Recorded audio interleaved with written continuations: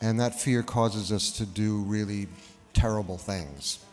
I think that's part of what we're talking about in the film here. The most horrible thing that Trump has done, he's conflated two words, refugee and terrorist. The number of hate crimes in the US went up enormously as soon as Donald Trump started running for president. And I think you've seen the same thing here in Europe. Unfortunately, we have leaders that stimulate fear. It means the same thing in the US now. That's what he's accomplished to a large segment of our population. Refugee used to be someone that we had empathy for, used to be someone we cared about, someone we wanted to help. We are in a very dark place in America right now. Those weren't my words. That was Richard Gere at the Goya Awards, right before he called Trump a bully to an applauding international audience. And Trump's response, well, it was exactly what Gere was warning about. We wanted to give refuge to a refugee. We wanted to help. Now we're afraid of them. And this is something that's the biggest crime in itself, conflating these two ideas. I'm coming from a place now that we're in a very dark place in America, where we have a bully and a thug who is the President of the United States, a universe of overlapping pain and sadness and joy and expectations and dreams and hopes and visions.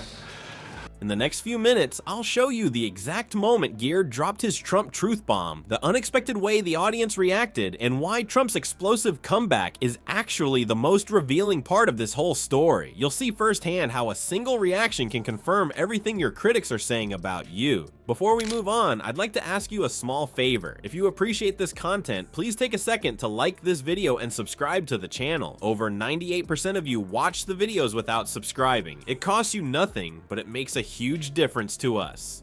So, did you click the subscribe button? Great, thank you so much. Now, back to the video. Where we think we're all separate from each other. And we have unfortunately elected officials that don't inspire us in the way we want to be inspired.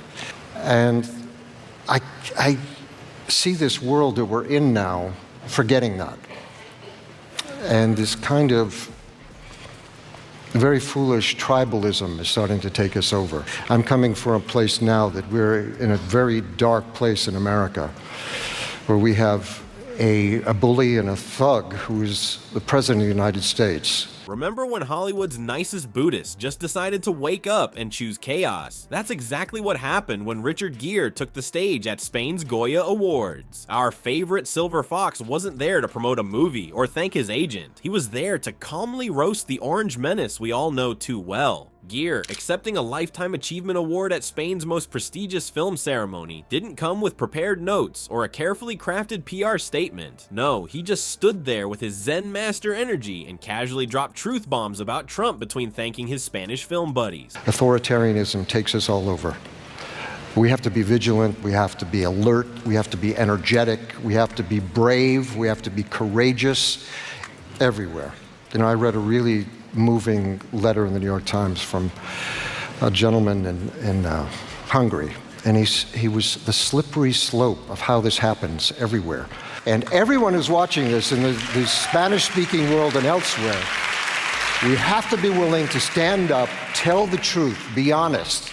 Picture this, the same soothing voice that could narrate your meditation app suddenly calling Trump a bully and thug without even raising his heart rate. That's some serious Buddhist gangster energy. What makes this whole thing so juicy isn't what Gere said, it's how he said it. No dramatic pauses, no podium pounding, no screaming into the microphone like he was auditioning for a metal band. Just Richard Gere with his perfect hair and calm demeanor. Our prayers are kind of us talking to God, but a meditative listening is listening to God. So maybe we can all do a little more of listening, and that there's a place in all of our lives for basic kindness, for basic love and understanding, and an embrace of each other in a very fundamental and real way. If we listen, we can feel it. We feel each other to the universe to tell us the truth and tell us where we can move in our hearts and our minds to really behave like brothers and sisters.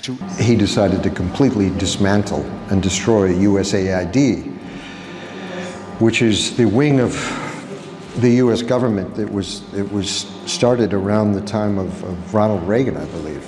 Essentially saying, this Trump guy, total disaster, before smoothly transitioning to thanking the lighting crew. The man didn't even break a sweat. The Spanish audience went absolutely wild, clapping and cheering like they just witnessed Spain win the World Cup. Meanwhile, Gere just stood there, completely unbothered, probably wondering what kind of organic tea they'd serve at the after party. This wasn't some random celebrity jumping on the anti-Trump bandwagon. This was Richard Gere, a guy who's been risking his Hollywood career for his beliefs since most TikTok activists were in diapers. For those who don't know their Richard Gere history, shame on you, this isn't his first rodeo. Back in the 90s, he got himself blacklisted from the Oscars for calling out China's treatment of Tibet during the broadcast. The guy literally sacrificed his invite to the biggest party in Hollywood because he couldn't keep his activism in his pants. Trump should feel honored. Gere usually saves his political takedowns for entire authoritarian regimes, not just individual wannabe dictators. The contrast between these two men couldn't be more hilarious. On one side, you've got Gere delivering criticism with the gentle voice of someone reading a bedtime story to a sleepy child. On the other, Trump's famous all-caps tweet storms that read like they were typed by someone who just discovered the keyboard and is really excited about it.